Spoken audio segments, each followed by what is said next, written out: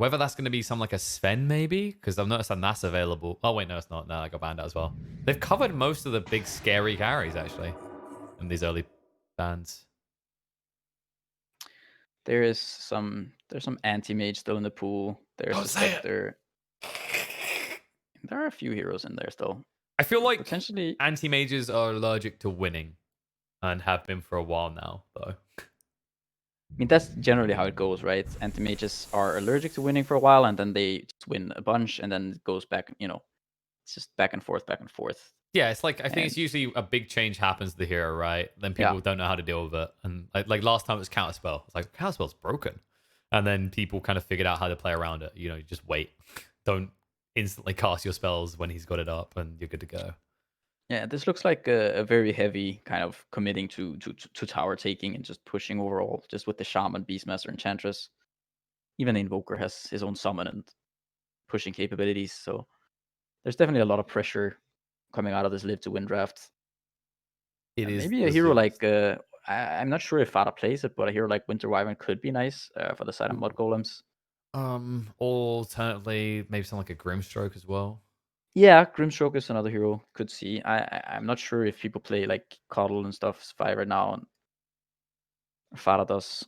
But yeah, just anything kind of with a lot of wave clear. That just. I think you want something that also like synergizes well in the lane with Void. That's why like my mind went straight to Grim. The only issue with Grim is like right now you don't have any synergy around the Soulbind, and there isn't a hero on Live to Win that gets punished hard by Soulbind either. Yeah, I mean Phoenix could have been nice. It's just that in general playing it into Beastmaster, and also now I'm assuming it's going to be a Quasvex Invoker. It can be pretty scary. What does Mudgolem? They have set themselves up at least for this really nice last pick on Live to Win. I would say they can go into whether it's some. I mean, even if it's some sort of Lycan type hero, or if you want to go for this really hard carry in Anti-Mage or Terrorblade, whatever it is, you have a lot of options, I think, for this last pick. And whereas Mudgolems, they got the means for some more greed here, and this is a bit of flex, right? Because they can run the Doom mid or offlane, Void Spirit mid or offlane. So depending on the hero that Live to Win finish their draft off with, Mudgolems could get favorable matchups. I mean, unless it's going to be a Shaman mid, it's going to be that Invoker mid. So you pretty much know your matchup. So that's true. You don't really have to flex. I think it's just. I think 33 really likes playing the hero, as far as I know. And yeah, I'm kind of expecting it to be on 33, but especially with the way that Baranya performed last game, like you just give him his hero again. He's, lad's definitely become very fast the masterer of spirits. Masterer is totally a word. And they do ban the anti-mage. You can see the anti-mage is gone there. Like, I mean, it's kind of annoying for these heroes to play against an anti-mage, right? The counter spell is very effective against a lot of these heroes, and they're going to be able to buy a lot of space for whatever hero they pick last. So, I mean, it makes you wonder what's really left. You could go for something like a CK. I don't know if you want to be a Chaos Knight against these heroes, though. Or if it's fast enough. What else is there? I'm kind of drawing a bit of a blank here, like what would be the optimal one. Because I don't think you want things like Gyrocop. Juggernaut, I guess? That is the one that plays fast. Maybe. I just think the Juggernaut seems, to me at least, a little bit lackluster. It's going to be the Grimstroke. Yeah, there we go. Don't dislike it. I maybe would have preferred the Wyvern, but Grimstroke, with the Doom and... You have so many Inkswell targets as well. Like, it's just any one of these cores. Definitely. Okay, and... Okay, so it's going to be Wraith King. I mean, there weren't many. I'm a bit surprised. I feel like Wraith King, not a very popular hero at the moment for good reasons. Yeah, at the same time, though, it's a very good Wraith King game. I would say, one of the heroes that's... He doesn't really care that much about Face the Void. Also, same thing with Doom, right? You don't really care since you have 2 lives. Getting doomed or chronoed, it's not really a concern. Like so, the classical analysis that I always remember getting out of captains and why they pick Wraith King is like, if I think my carry is going to die, I pick Wraith King. There is Doom Void. I think one of the weaknesses of this hero is the fact that, he's not the fastest like farmer, and he doesn't really deal enough damage always. But I think when you have Invoker and Beastmaster on your team, you can, can get that extra alacrity or just the inner beast aura, and you can deal quite a bit of damage on this hero. Mm-hmm. And you can potentially punish Doom early on, right? Like the Skelly Bros against a hero with no armor. Yeah. Last time I saw Shaman, though, that did not end very well for the Shaman, but yeah, that's we'll the see. awkward part, right? It's not just they've got the Wraith King, another hero that is incredibly down the dumps. The only place he gets picked is Dietide, and they fix that now, is Shadow Shaman. I mean, I'm kind of wondering, like, it's weird, right? It's almost like you think this hero in kind of a meta that wants to take towers regularly early on, it would be a decent hero because of how, easy Serpent Wards make it. But is it because taking, like, the tier 1s especially is too easy at, like, this point in Dota compared to, like, previous years that Shaman, it feels awkward to wait for that big cooldown just to take one objective and be static? Yeah, I feel like Shaman's just the ultimate. I really do think it's a bit lackluster. I think the cooldown on it is just, it's a bit too high. I think at the same time, if you reduce the cooldown by quite a bit, it can become very bonkers. But I think right now, yeah, definitely playing around this. It's also the fact that the hero is so immobile, right?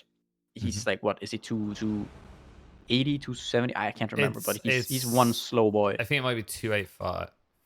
Oh, I know. To It's 285. Yeah, 285. Maybe look at that. There we go. You don't notice it because he did start with the boots, but there's no other way to start with this hero. And yeah, I think you're right. It's like this big cooldown, and sure, like if you do buff it, you're talking about things that need to be independently targeted, so it does get OP very fast. I mean, toolkit aside, you'd think he'd be okay, but like I think the other issue is even from the laning phase, right? Like this hero has a lot of right-click damage, but he disables himself for his biggest disable. And yeah, if you ever get turned on, you just die, right? That's always been the issue. It's like you have to be always aggressive. You need to be the aggressor, definitely. You can see here, there's a very kind of clear pattern here, if you hadn't noticed, with Live to Win's heroes, right? Beastmaster, he can summon a hawk and a boar. Mm-hmm. Shaman can summon some serpent wards. Oh. Invoker's got a forge spirit. Wraith King has some scaly boys. And Enchantress can take over creeps. No, it's team summon. No. But let me give you another angle. It's team midwife, because all these guys want to do is push. Oh shit! I see that. So team midwife or team summon? I mean, team summon feels overdone, right? Yeah. It is the classic. I'm trying to be the innovator here. I see. Well, there is a lot of push, though. There is so much push in this lineup, especially if FN goes for the cross-wex type of build, right? Like you just get your push on, you delete the towers early on, and that is one weak side to mudgolems draft. Is outside of the void spirit, like these other two cores, they want their time to hit creeps and munch creeps. Oh, definitely. I think this Grimstroke might be the kind of redeeming factor here for them. Otherwise, they would be in a lot of trouble, as none of the heroes really have any tools to deal with pushes. But I think this Stroke of Fate might come in very handy. I will point out that this lane will be pretty annoying for Snako, though, in the top. Because, you mentioned those creeps he can take. I don't think he's going to level it. Not with the heroes he's against in this lane, both a Mirana and a Doom. If there was any lane that screamed, no creeps for you, it's got to be this one. A smoke movement again from Live to Win to the same place previously. I feel like you're getting. I mean, it's the mind game, right? The first time they didn't see it coming. The second time, like, fooled me twice. They wouldn't do it again. But just to be safe, we won't be in the area. Bornea kind of taking the same angle here. Yep, it's like I've done this before. Oh, they want to try again. That's so cute. So Neko actually might be in trouble. No, he's gonna be fine. No. If they get maybe force out dissimilar level, you'd feel good about level 1 at least. But that's not gonna be the case. Oh, he's gonna get the deny. Oh. Whoopsies. Rest easy, child. Well, at least the vision's gone. Rune's going to be important for the void spirit on this lane. He won't have the easiest of time as well because you can't rely on your resonant pulse because of the dispel on the invoker. And then you are a melee squishy hero against Cold Snap. So pain. There will be some pain. And this is an easier hero for FN to execute if he builds a lead, right? Compared to last game where he had this silencer that looked cool for about 5 or 6 minutes and then started to kind of chain feed. I mean, we saw that 8-minute rotation, right? He got that kill on Faceless Void and he was feeling good, and then a couple back-to-back deaths. Yeah, they were kind of like, we can do that too. And FM's like, oh no. They have too much mobility. Just a little less mobility this time around. I mean, obviously, later on, 33's like to build a Blink Dagger. But early on, at least, you're less, vulnerable as the mid in this game. Nothing. And first wave so far in the mid. Creep's barely being touched so far. I say that. Baranya now with 4 denies. I mean, he's missing his own CS a little bit, but it's worth these early denies. That's actually a ridiculous amount to have at this stage.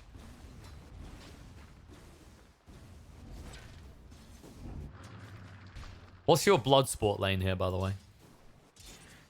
Where are we going to see people bathing in blood? It's hard to say, honestly. I think there could be something happening in this bottom lane, I would say. You know, the Void and the Grimstroke. Potentially, I feel like the Shaman might be the one who might be in for something here. Yeah, I think it's whoever gets level 3 first, right? But you're not even getting a chance to get level 2. They move in with the Ink Swell. If they get one bash, Immersion's going to be dead. Luckily for him, or not luckily, he's still gone. He just got the Orb of Venom delivered to him. They get both level 2, and you just jump the Shaman, and yeah, I mean, he's toast. I mean, I think Toast quite does it. He looks a bit burnt there. This, if you're not careful, especially Fada's early XP injection, he's gonna get level 3 very quickly here. I think actually they might have just had another kill there. If Skeeter had been prepared, I feel like there was some miscommunication there. We'll say it's lag on the VoIP. The best thing about online tournaments, guys. Worst comes to worst, everything can technically be blamed on technical issues. And it's very hard to disprove this. By the way, technically, a lot of things can be blamed on technical issues. But just on LAN, you can technically disprove it. Because there's usually a judgmental admin there that proves that you just don't know how to use a keyboard. Oh, right. The admin in this series uses his keyboard too well. Kyle. We love you, Kyle. Branya is just completely slaying this mid, by the way. Yeah, he's doing very well so far. I mean, you can see also just the difference in the earlier levels. The difference in base damage is quite significant. In fact, FN needs to be a bit careful there.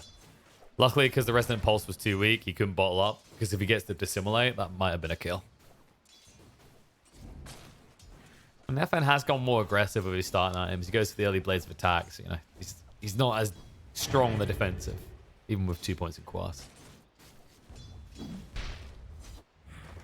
I already talked about this top lane. The first 2 or 3 waves were looking really good for 33, but it's turning into a bit of a slog for this Doom. Yeah, I mean, Wraith King has some... When you get a few levels in this Mortal Strike, Doom doesn't have a lot of armor. Sure, he does. He did get the Chainmail and the Ring of Protection, so it's going to be a bit tankier, but I think Suneko had a few good creeps. I think he had one of those, the Harpies, early on, which helped them out quite a bit. Yeah, and Vayfrey's gone for the mana burn that he likes to get so often. And he's going for that Soul Ring. Don't see too many Dooms do it, but I've noticed he regularly goes for it. He just understands this. It's kind of cheap small camp creeps can get a lot of value as a caster. By the way, Branya was forced back to base because FN did pick up the Illusion Rune. Yeah, and also you see this game, Skeeter is actually having a very good lane. And I'm not sure, I've seen him go for this double Ring of Region build, which I am not a huge fan of, but this game he actually gets the tangos. And, he's swimming in cash. He's making a little bit of a splash. We'll see if it keeps going, because the problem is on the other side of the map, someone else is, swimming in the cash as well. Hasn't got as much because he didn't get the kill to start the game, but he might get a kill now. 33 being slowed. This is depressing. Scorched Earth. He just about gets to walk away thanks to Milan, but you're not feeling good about that. He hasn't got any regen on the way, I don't think, either. Nope, just the Soul Ring. Might hang around, though. I mean, level 2 Devour, it might sustain you, but if you get stunned, you're done. Nice snipe out by Immersion, actually, getting the Corey on the way back. That's why you pick Shaman. His high base damage allows him to snipe Couriers Pajkatt. And if he snipes enough of those... How many couriers does a Shaman have to snipe for a Shaman to be a courier snipe? Okay, I don't know where I was going with that. I was going for the how much would chuck, but... Don't worry, buddy. I got you. I'll tell you where you go with that. Yeah. If you pick Sniper Pos 4, see, because you said snipe, would have had the same relevance as we're probably going to see out this Shaman. All right. Now, now we have encouraged Immersion to prove us wrong, which he will totally do. Yeah, I mean, the one thing about this so far, if you look at this, the CS kind of discrepancy between this Beastmaster and the Faceless Void, I mean, Skeeter is having one heck of a game so far. Mid. Immersion's gone. Sorry, I had to focus on that after I just insulted him, then bigged him up. I wanted to see the outcome, and the outcome is Shaman die easy. Whoops. Yeah, like you said, you know, the start of the game, especially with Scare, is good. And a Faceless Void that gets off to a good start tends to kind of overshadow anything else happening in the game. That's kind of been a historical pattern for the last month of competitive Dota. If not longer. Yeah, no, for sure. I think Farah, if he just returns to this bottom, maybe he's going to stack some of these camps, but I mean, killing this Beastmaster, as soon as Faceless Void gets to a 6, it's going to be very easy. Or the Shaman, for that matter. Maybe both. They definitely have the damage of a Grimstroke, especially when it's already up to level 4. And Farah, he has smoked up, so he's looking to time this, because they know they're going to get 6 in the chrono on this creep wave. He's wrapping wide. Just wants to get some walls down as well. Immersion did suspect this. Not much you can do about it, though. Oh, D-Ward successful. While that's happening, I get distracted because 33's down in the top lane. FN with the rotation on point. And 33's game is... It's not looking good. I mean, I wanted to say it looks better than the Beastmasters, but it actually doesn't. Because those CS, they're a bait. A lot of them have been the Skelly Bros. At the same time, though, Skeeter is having a very, very good game so far, so... 2 out of 3 lanes. I'm going to be happy with that. Especially with how much gold Piranha's got. Runa's elsewhere, but FN ignores Piranha, moves past, looks for the easy kill on a Fada. Inkswell comes out. Fada is actually going to be able to escape this Piranha. Tries to save the day, does get hit up by the shackles. They'll still lose Fada. Piranha, he has got the Astral Step, but the Hex is going to be there. He needs to move fast. He will get up to the high ground. That impetus hurts.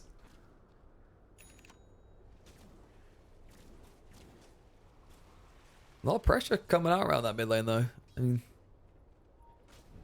feels like it doesn't hurt Live to win to have to respond with that many heroes either, right? Because LTW, he is at a self-sustained point now. There is no pressuring him. At the same time, this bottom lane is going to be very difficult to inhabit now that the Skeeter is having the Mask of Mana sent out to him, and Beastmare, he's almost an entire level away from 6. Right now, they're looking at each other. He's just going, Immersion, just stay out of chrono range. And if he does, save me. Just might be hard to save, considering Fada, you know, even at level 4, already has that point in Phantom's Embrace. Just such a high value skill allotment as well against the Shaman. In they go. Timed Outlash now on him. Inkswell, Silence as well. And there's nothing that Immersion can do. They're trying to punish this, but Skidder will be out of mana, and they'll be able to chase him down. He doesn't have any way of getting any mana, so FN's rotation is on point. Pays dividends. Yeah, I really like this move from FN. Just the Void jumps in and he presses Mask of Madness, and you know he pays for it. You lose your Shaman, sure, but who cares? And you're also gonna get to pop your book on the Beastmaster. He's about to hit 6. They are gonna be able to do a lot of damage, at least to this tower, I think. Unless they're hesitant. There's no creep wave. Not Yeah, just and the that. Void is about to respawn. Barnier is also missing from the mid lane, so... Yeah, they spot it with the ward. So they'll jump on FN. He's on half HP, able to get the tornado out, and all of a sudden Baranya needs out. So level 1 Astral Step doesn't move forward. The 4-man Chrono gonna come up, Skidder looking for the kill, and FN's able to find it. Baranya has got his spells coming off cooldown, but the Shackel's gonna control him up. The arrow through to get word on the creeps, but now Skidder trying to bash in, will be able to get it. They had to use the Primal Roar to try and turn on Baranya, but he's gonna stand his ground and push forward with his sisters Skidder and Milan to try and run through some additional kills. And Seneko, 1 bash would secure the kill. Not getting it yet. There it is. Triple kill for Skidder. And what was a great start to his game is looking even better as we hit past that 10-minute mark. Well, Milham with a cheeky steal. He's having one heck of a game so far. It's kind of just been a constant up ramp, right? If we talked about Skitter's performance this series, game 1, he'd rather we didn't discuss that. Game 2, he's in the mix. He's squaring up against his opponents, and now he's definitely in the limelight in this 3rd game. He's going to be going towards that performance seems to keep improving with every game. Yeah, he's just calibrating. That's all it is, you know? And the concern is that he's going for this Battle Fury. He's got this amazing start. LCW's realized he can't... There's no way he can compete with that. He's going for this armlet. So, like, while Live to Win are going to have this quicker timing, it feels like you've got a very fine, small window to try and slot yourself through. And if you miss that window, it's just going to become the Void Show.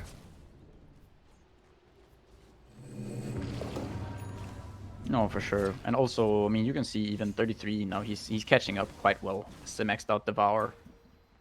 He's even on track. Like he's getting closer to this Wraith King even in terms of farm.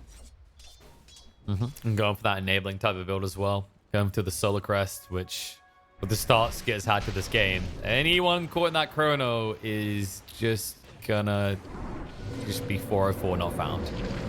Snakeo might not be found for long. Inkswell gets him low, but he did get the heals off. They're able to move away. The Snakes were committed as well.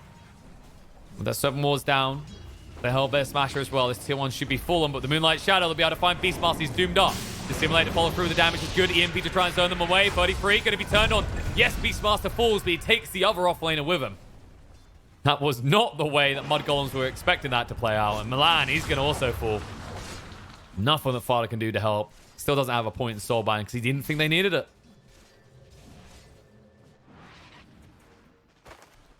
Maybe this is what we weren't seeing. This is the way, you can utilize Shaman. If for some reason your opponents decide to fight you right next to the Serpent Wards, should have a favorable fight.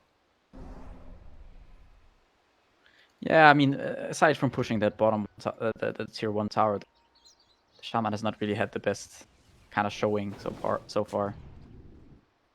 No, he's at least keeping pace for Milan in terms of farm. These possibles are about even. And once you get that Aether Lens, it should be easy to stay away from the fight and still have a kind of big impact with this lockdown, especially considering you're going to need that against this Faceless Voids as off to the start he is. They're smoked. Ooh, what's your primary target? I mean, 33, he doesn't have the Doom anymore, so you're probably looking for Baranya. If you can catch him, you could punish, but there's a counter smoke coming out. A wraparound as well. LCW is going to dangle in the mid lane. I don't know if you can defend this now if you're Mudgolems. No, and I feel like that move was kind of, telegraphed. Just the positioning. 33 also kind of noticed they're definitely coming from this angle. They were just bottom. Yeah. And now at a choke point, Mudgolems make themselves a little bit obvious. Just trying to get rid of the creep so LCW doesn't feel confident. Stand here like this, but with the armlet, that's hard. He's not scared. Primal Roar's going to come out. Baranya in trouble. Wraith Fire Blast full up as well. With the Snakes down, they commit it. Perfectly placed. The Chrono's going to be committed now. Skinner needs to be a little bit careful about this. Shaman is starting up and dead. Wraith King, the next target, but Skinner decides against it. With the Serpent Wars there, they have to move away. Farder with this stun up Seneko, but has to run away. Wraith Fire Blast going to come out. Sunstrike is off the mark, but it doesn't matter. They get the kill under the Grimstroke nonetheless. The tower as well. As to win coming out ahead. And considering use Chrono for that, Mudgolem's not feeling good at all. Oh, they did lose their... I mean, 2 of their heroes, their mid laner in the process. However, if you look at Skeeter, he's very close to this Battle Fury already with the Mask of Madness completed. Enough time to get those wards 15 minutes or pre-15 minute Battle Fury Mask of Madness Faceless Void. And you can see he's very, very far ahead of this Wraith King, and it's only going to continue to grow. A big improvement. I mean, last game, what was it? I think you got about 20 minutes to Battle Fury. Yeah. So Right before 20 minutes, I think. And still, the impact he managed to have in that game. I mean, admittedly, Baranya at this point in the game was looking a lot more cozy on his voice spirit, but he's still not bad off. You know, third in the net worth chart. Meanwhile, top Milan does get picked off, but you're a Mirana. It's really not the end of the world. Like, the bigger problem is you find that kill as live to win, but the creep wave's already pushed in, so you can't now use that to try and leverage a tier 1 push.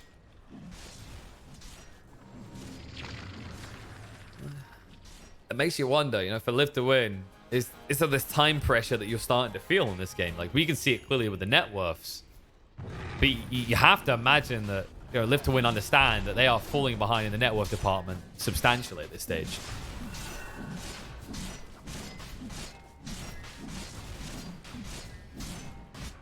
Will this get this Aegis, though? I mean, even if mudgolems knew about it, there isn't really a way that they can contest. They don't have Blink Initiation on the Doom. They don't have the Chrono for 40. Free Roche.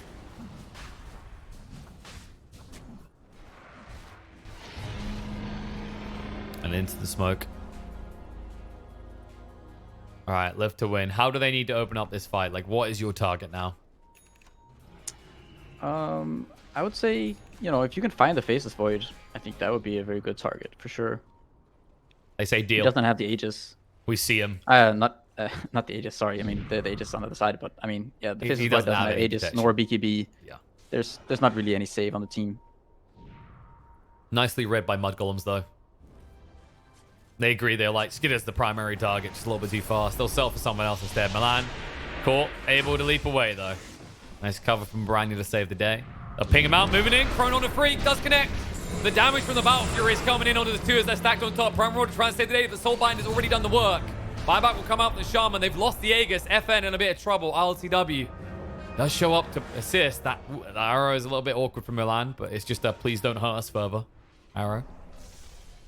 Not bad. Nice chrono there by Skeeter. They get 2 kills. I mean, they get the Aegis and the kill on Soneko. I also think they got the Shaman, right? Yes, they got 3 kills, 1 buyback Right. coming out of immersion. So it said like the net worth again is felt. I mean that was live to win's play to lose, basically having the Aegis like that.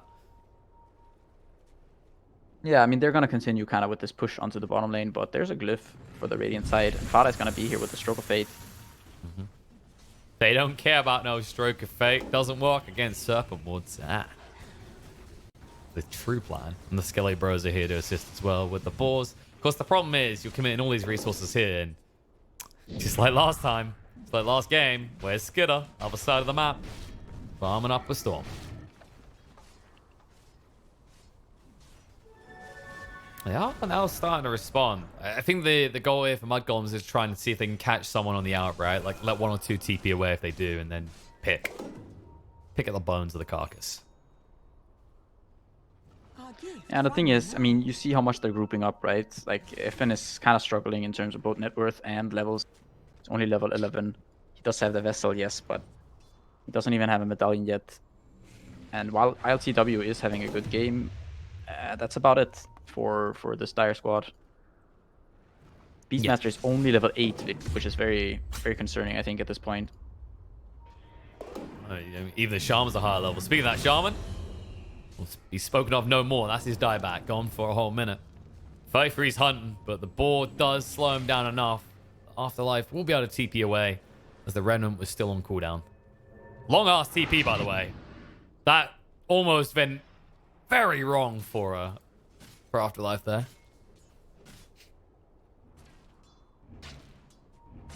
But he gets away with it. The problem is, losing a hero like that, after you've more or less 5-man in that bottom area, isn't a good sign when you consider that Skitter's going to have another chrono in 10 seconds and now has a BKB to play with. So, if there was any... I mean, he basically, he's like, he's an entire item ahead of his timing in the previous game. Mm-hmm.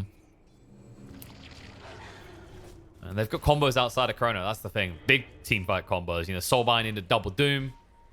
They've got follow-up stuns after the Chrono because you can arrow someone in it, of course. It's not that easy. If you're live to win, you need to be the ones starting the fight, and you need to be finding a pick. Instead, they're being started on. Shaman gets caught out and brought down in an instant. That should set up an easy push to a tier 2 if they want to. They might. Yeah, that looks like they're going to set up around this tier 1. They're expecting Live to win to try for the split push now that they saw what happened in the mid. But Live to win will not bite.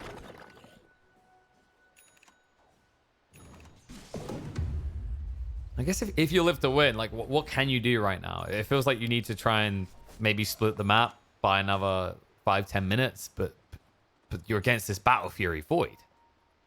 I mean, the awkward part is that they don't really have any tools for initiating. They now get this Ether Lens on the Shaman, and he has Keen Optic. It's going to be slightly easier to try to get these hexes off from some sort of angle from Fog. Like, realistically, you kind of need to get to level 15, so you get the cast range talent as well. You also need this blink on either the Beastmaster or Wraith King so that you can actually properly jump someone. Speaking of getting jumped, goodbye, Captain. So it gets brought down there. I think you're right. Like, when I look at the way that Live to Win have drafted this game, it really does feel like this lineup was meant to have taken all the enemies out of towers at like 21, 22 minutes. And they're not going to hit that timing. They really... No, they're nowhere close. I also think this bottom lane kind of did not go at all the way they had hoped it would. I mean, this last big Grimstroke kind of helped the lane quite a bit. I also think the Shaman has not really had any sort of significant impact so far. Either in the laning stage or kind of in terms of pushing. I think these snakes have barely made any impact in these pushes either. No, it's been a case of I think the only time it looked kind of good was in the mid, right? When the Chrono goes down next to the wards. Like, oh, it's not too bad. Other than that, it's just been a case of any objective these wards get committed to was going to happen anyway. Yeah, pretty much. Smoke though. Let's see if they can change our opinion of the Mass Serpent wards. Still only level 1. It's so difficult for them to initiate. Hex. Like, this is what they need, right? They need the... Oh, they got detection still. They're going to move in on the Void Spirit, trying to bring down the Sunstrike. It might be enough. Primal Roar to 33. There's the Soulbind. Stances are coming out. 33, trying to move away quick enough. He's used that Doom, but is it going to be good enough? They're able to bring down 33. They'll chase forward on an Immersion, trying to find some vengeance. He might die, but they'll just be able to get the deny anyway. So a good fight coming out from Live to Win. No Chrono used by Skidder, though, so might just see Mudgolems try and go as soon as they're 5 again. But Live to Win, I mean, they didn't have to use much for that. You know, they've still got the Reincarnate to play with. Primal Roar will be up again in 60. It's not the biggest of deals. Does feel bad. They still have 7 was, though. They still have some tools to use. Yeah, I mean, the thing they had to use was the rush. But I mean, I think that the issue for them right now, like, if you look at their levels, they are so far behind. This Beastmaster level 10, the Invoker level 13. I mean, they're just falling way behind. This Faceless Void, he's level 19 already. Yeah, it feels like you need to kill. If you're not killing, then you're not going to get enough XP to even keep pace here. But Skidder is just so hard to kill at this point. 2.2k HP, BKB. It's kind of ridiculous. Milan in trouble, trying to move away. Doesn't have a leap for 3 more seconds. They can't get the final hit out, though. Tornado actually protects him. The arrow that was coming through from the Necronomicon, if that hits first, you have the kill, but it's not easy to calculate for. LTW will be avoided at all times. Once he has that Alacrity on with the death, so it's just whoever's next to him gets insta-deleted. Yeah, I mean, I feel like they have to play... I don't know, I think they kind of need to play more aggressive with this Wraith King. He needs to be even more so up in their faces. And yeah. Problem is, you know, when people get up in his face, where's your follow-up? Like, this is always the awkward issue for them. And now they're going to be turned on, stunned by that arrow. Wraith King will be able to turn. Bramroar's going to come out the crit as well. They get one more skin, it's going to go down, but they can't. He gets the time walk off. Soulbind's going to link 2 together. They cut the back line. Void Spirit trying to split up the fight will return to his team, where 33 has fallen to LTW. Baran will be hunted on 2 next. They can't quite find him, though. They cut down the trees, trying to chase forward. Armlet toggles are good. Hex is going to come out to Fada. There won't be any reinforcements. The arrow does get the kill on the first life of Wraith King, but they don't want to follow this up. With 2 dead already, they will not use the Chrono. Yeah, this is exactly what they need to be doing. Using this Wraith King, like, putting him up front. Sure, he gets some nice armlet toggles there to kind of make it even better. But I think that's how they need to be playing. They need to put this Wraith King like far up front. He needs to be not afraid of dying, you know. Of course, he is susceptible. He might be, though. He doesn't have reincarnate. He's straight by the arrow. He's gone. Yeah. No way out. This will try for the armlet toggles, but once the both boys arrive, you know you're done.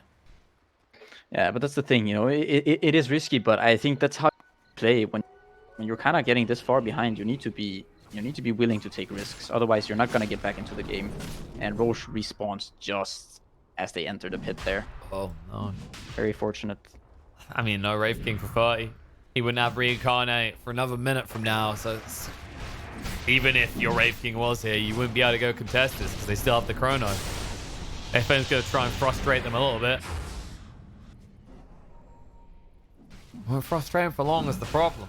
They don't really have supports that can poke at that pit either.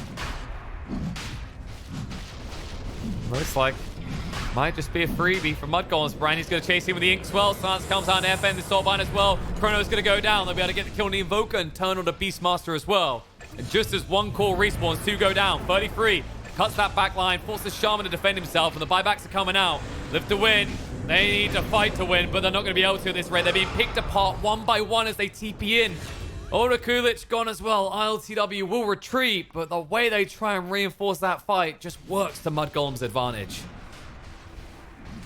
Yeah, I mean, they just kind of went in there one by one, and they're also doing it without their Wraith King. So Skier gets a very easy Chronosphere onto 2 heroes, and from that point on, it's just, I mean, the fight is pretty much done. And I also think this game is starting to look, you know, very difficult for Live to Win to sort of have any chance at getting back into. FN is just, he's too far behind. He has no gold, he has no levels. He has he's got this cute KDA score, but at the end of the day, it does not really matter. No, it's, I mean, ironically enough, the Wraith King's team has been picked to the bone at this stage. They're so far behind in all roles. Yeah, and also this is kind of, I mean, I was saying before, right? Like the last time I saw the Shadow Shaman, I feel like it was in a very similar situation. FN, just, he's going to die once again. The Moonlight Shadow, like, this is the thing. When you're snowballing like this, Moonlight Shadow just makes the game so easy to play. It's... Yeah. Because you know that they don't have money to slap down mass entries. They can't see this coming. Yeah. I just feel like it's about, you know, like, the Shaman has had very, very little impact this game. I also think Soneko did not really have the same kind of maybe game that Farah had the last time. And also this Beastmaster hero has not... It has not really seemed amazing, at least in this series. I mean, Soneko having this skin on is kind of, you know... It preluded us for us. It kind of gave us an insight. It's like, well, this Enchantress is looking kind of dead. And definitely been the way he's feeling. You might not have that many deaths on the board. It's just, I mean, the game overall, like, you know, it's not that there's a lack of kills. It's just the way it happens is very methodical for mudgolems. They know that off the start, Skittle got to this game, it was always Live to Win that have to run at them. And you knew that eventually there's going to be a point where you just trip yourself up. It's inevitable. It's very hard for them to execute as the Dire team here. Speaking of executions, who's going down here? Farda is going to be caught out, but reinforcements come in. Yeah, you get the Grimstroke, but the price might be high. Both supports on the side of Live to Win it down. Your Mass Serpent Wars are down. And that's just more gold going into the Brother Voids. And oh. Please tell me that. Okay, that was their own. I thought that was the quickening charm for Live to Win for a second there. That would have been painful. But it wasn't. No, well, it's on Invoker at least. Still, even these kind of cute attempts at playing aggressively into the face of mudgolems are just starting to backfire consistently now for Live to Win. It feels like really the credit that you give to mudgolems the last few minutes is the way they're playing. It doesn't give Live to Win an opportunity to set up, right? They're so quick across this map. There's never a moment where Live to Win can be lingering on a lane, waiting to pick off X core. Yeah, and I'm also just, I keep looking over at this Beastmaster and just, the man's level 12 at 30 minutes. Just kind of cringing a little. Oh, God. Even supports usually are, you know, quite far ahead of this at this point.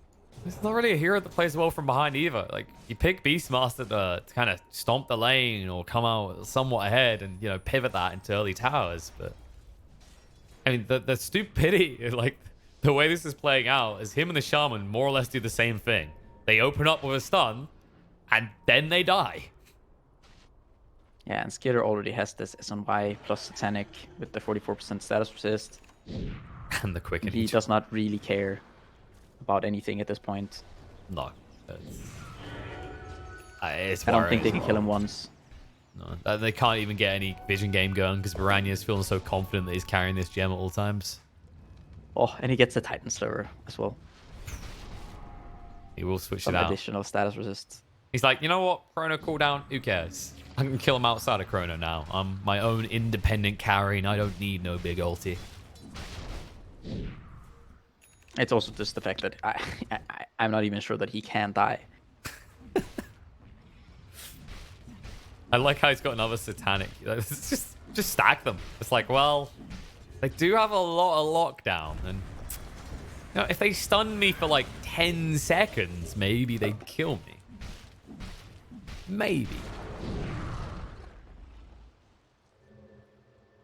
Branya is finally happy to have a quickening charm. He's like, yes! That's the dream. Whenever you're a voice spirit, it's like, please get cooldown reduction. Please get cooldown reduction. He's going to get more aggressive as well, by the way. Once you have level 20 on a voice spirit, you just like, you randomly start spamming out astral steps to casually run around the map. It's so... it's freedom. It's freedom in a talent is what it is. I don't think Live to Win ever get freedom in a talent or freedom in an item right now. I mean, you've got this blink on your beast at least. That's something. But now who do you target with it really is the question. Because it's definitely not Faceless Void. No, it just gets reclaimed, but you know, at this point it's kind of meh. It served its purpose. He's about to hit 25 as well. I wouldn't be surprised if he just takes the backtrack. You know, you dodge one of those big crits and you're laughing.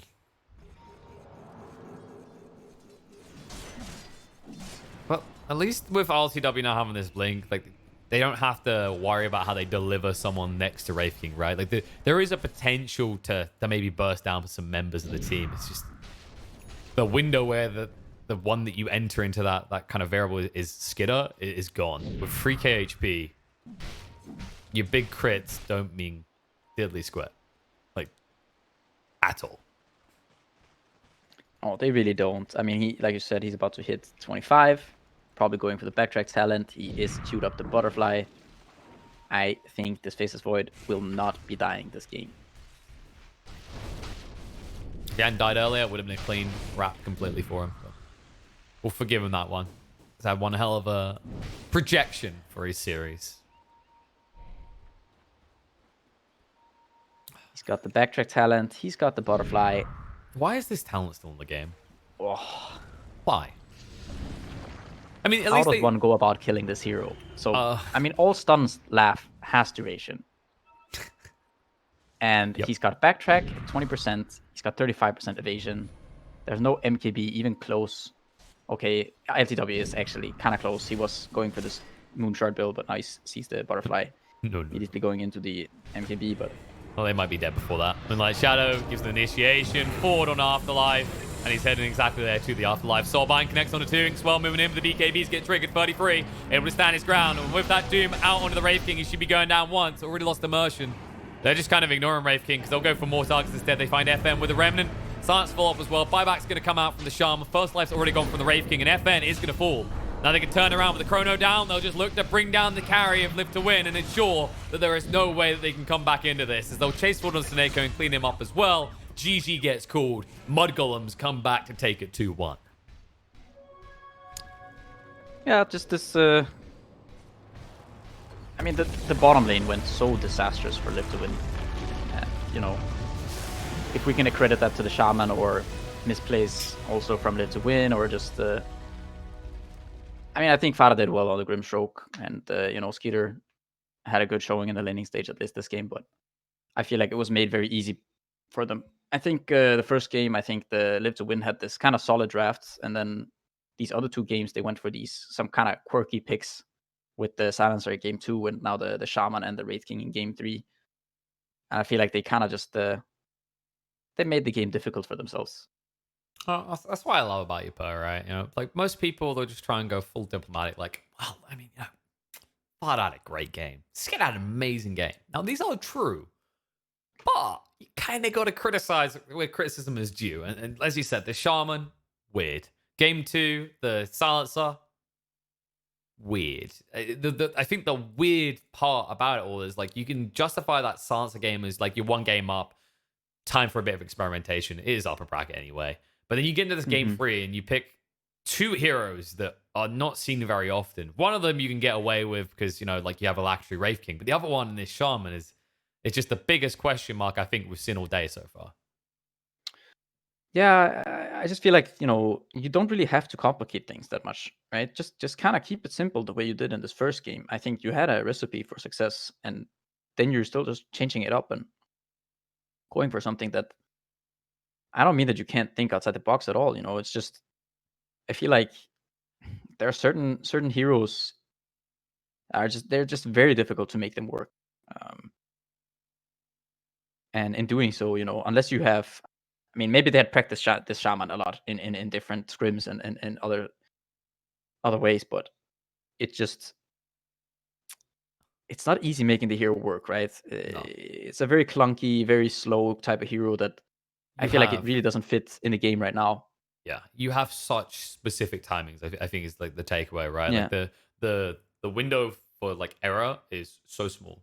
It's something we kind of highlight is like a 22 minutes in with a Beastmaster and a Shaman. If you haven't taken all the towers, you're done. And also this Beast, like you kept highlighting, his level was so pitiful, and it didn't change as the game went on because the way that Live to Win had to keep playing as the game went on is as 5. Are you enjoying that, by the way? Delicious. You know, this is my theory, by the way. Because mudgolems, they looked a bit rough around the edges in the first game. And I think they might have cracked open a can, right? Good old monster energy. And then it started to kick in game 2. Especially Skidder, by the way. By game 3, he was buzzing. Yeah, I mean, he didn't have a monster the first game. And then, like, the second, he had, like, 1 sip. And then the third, he's just like, okay. Just pouring it full, like, 2 feet away from his mouth. And it paid off. Amazing performance coming out from Skidder. Great turnaround from mudgolems. Allows them to take the series 2-1. But we aren't done. We're going to head over to Group B, where there is another upper bracket game between Ninjas in Pajamas and Khan. That's right. More CIS EU. It's almost like it was scripted. We didn't want to leave a region left out. I mean, it wasn't scripted. It just worked out ideally. And after a short break, we're going to see if things will work out for the EU boys or if CIS might even this up and have a, upside to their day. Stay tuned. We'll be back soon.